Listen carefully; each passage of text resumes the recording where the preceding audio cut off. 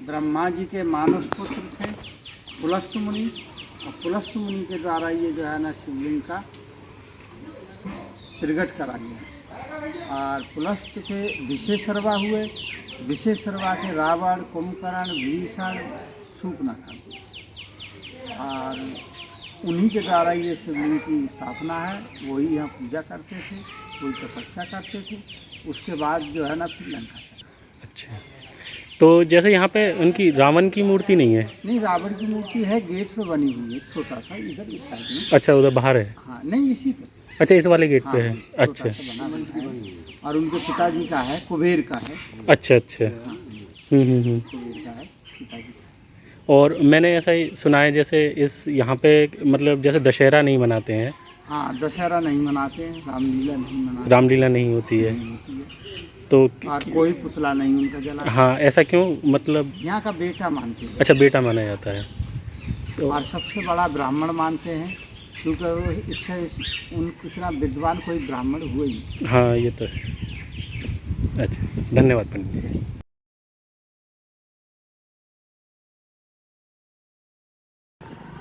नमस्कार दोस्तों, my tube for you में आपका बहुत बहुत स्वागत है। हम आपको लेकर चल रहे हैं आज रावण की जन्मस्थली, जिसको त्रिलोक विजयी कहते हैं। सभी ग्रह नक्षत्र पर भी उसने कब्जा कर लिया था। तो उस रावण की जन्मस्थली के पास आपको लेकर चल रहे हैं। ये देखिए, हम उस परिसर में पहुंच चुके हैं और अब हम अंदर चलते हैं।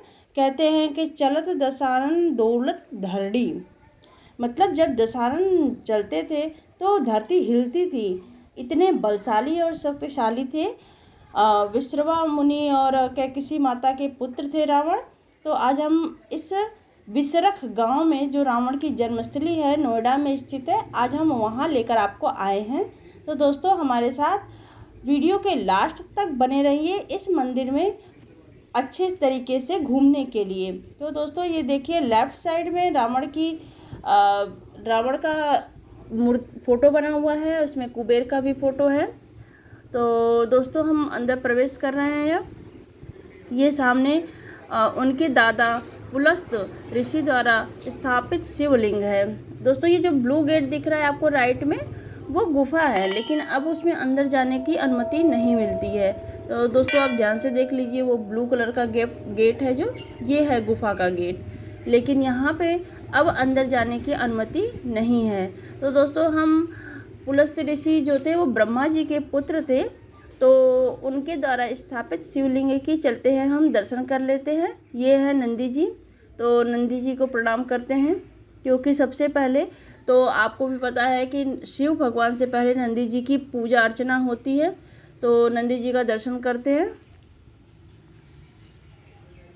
दोस्तों, आपको पता है कि त्रिलोक विजयी रावण था, बहुत शक्तिशाली था और उसे मारना किसी के लिए संभव नहीं था।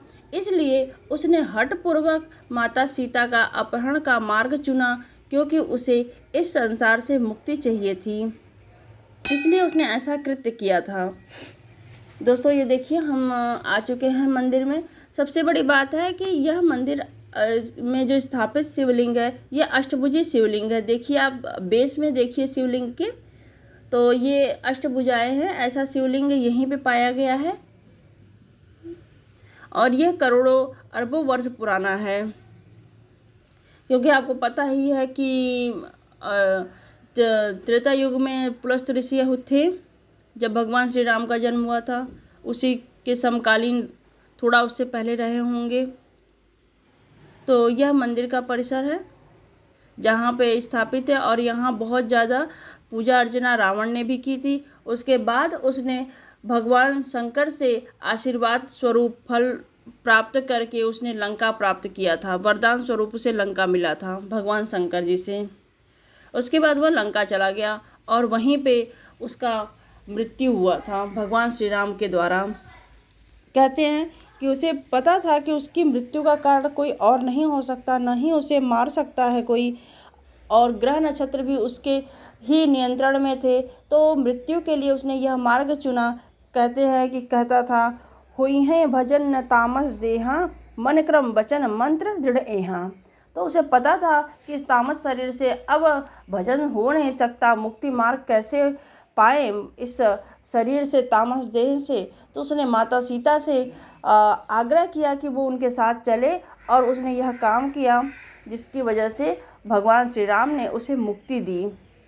दोस्तों, रावण बहुत ही विद्वान है और उसके आज भी बहुत सारी श्लोक है, और ज्योतिष में भी उसने बहुत कुछ किया है जिसे लोग आज भी फॉलो करते हैं। और इस विसरक गांव के बारे में शिव महापुराण में भी मिलता है, जिससे यह पुष्टि होती है कि यहाँ पे रावण का जन्म हुआ था। कहते हैं, उत्तम कुल पुलस्त कर नाती, शिव विरंच पूजहु बहुभांति। तो यह पुलस्त के उत्तम कुल में जन्मा हुआ रावण था, लेकिन इसे राक्षस राज। दोस्तों, ये देखिए, ये जो वट वृक्ष है इसे भी अष्टभुजी कहते हैं। यह वट वृक्ष आप देखिए, इसे भी अष्टभुजी वट वृक्ष कहते हैं।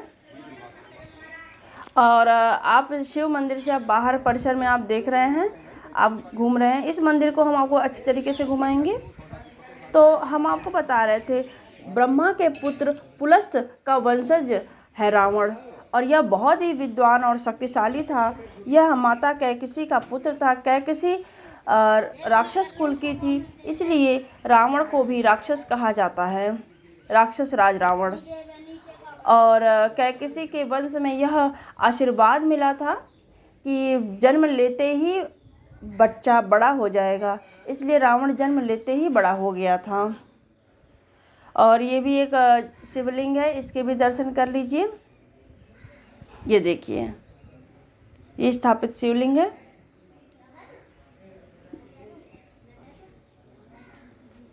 और यह बहुत ही, और ये देखिए, यह वही नवग्रह है जो रावण ने जिन पर नियंत्रण पा लिया था, जिस पर विजय पा लिया था। ये नवग्रह भी यहाँ पे स्थापित है, इनके भी दर्शन कर लीजिए आप। और वैसे भी ये जो रावण है उसने माता सीता का हरण किया ही नहीं। कहते हैं कि सीता जी तो अग्नि प्रवेश कर गई थी, और उनकी सिर्फ परछाई थी जिसे रावण के साथ गई थी, वो सिर्फ सीता जी की परछाई थी। तो सीता जी के अपहरण का भी बात से, इस कलंक से भी मुक्ति दिला दिया है। तुलसीदास जी ने अपने रामचरितमानस में उन्होंने लिखा है कि भगवान श्री राम खुद माता सीता से कहते हैं कि आप अग्नि में प्रवेश करिए, और अब कुछ लीला करना है, निशाचर का संहार करना है, तो आप अभी अग्नि में प्रवेश करिए। और उनकी परछाई उनके साथ रह जाती है। दोस्तों, यह एक देखिए मंदिर है, इस मंदिर में भी प्रवेश करते हैं। सामने है शायद पुलस्त ऋषि हैं, ये जो पुलस्त ऋषि का, हाँ, ये पुलस्त ऋषि हैं सामने, जो कि रावण के बाबा थे और ब्रह्मा के पुत्र थे। और यह भगवान शंकर पार्वती जी हैं, इनके भी दर्शन कर लीजिए। और इस गांव में कोई रावण वध नहीं होता है, कोई रामलीला नहीं होता है, क्योंकि वो मानते हैं कि रावण बहुत ही प्रकांड विद्वान था और है। ये कोई मानने की बात नहीं है, कल की अवतार हैं दोस्तों। और ये विष्णु जी हैं माता लक्ष्मी के साथ, और वह यहाँ का पुत्र मानते हैं रावण को, इसलिए यहाँ कोई रामलीला और रावण वध नहीं होता है। और यह कुबेर जी हैं, रावण के सौतेले भाई।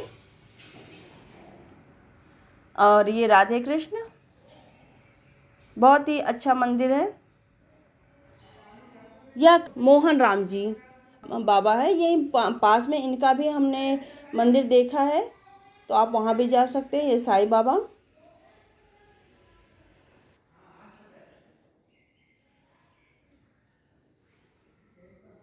और ये हनुमान जी हैं, इनके दर्शन करिए। कहते हैं कलयुग के जागृत देवता हैं हनुमान जी, कहीं भी स्थापित हो, सशरीर उपस्थित हैं इस कलयुग में। और ये माता काली। तो दोस्तों, उम्मीद है कि आपको रावण की जन्मभूमि में आकर बहुत अच्छा लगा होगा और रावण के बारे में जानकर बहुत अच्छा लगा होगा। तो दोस्तों, अब हमें आज्ञा दें, हम यहाँ से चलते हैं, फिर कहीं किसी और जगह आपसे मिलेंगे। दोस्तों, जय श्री राम।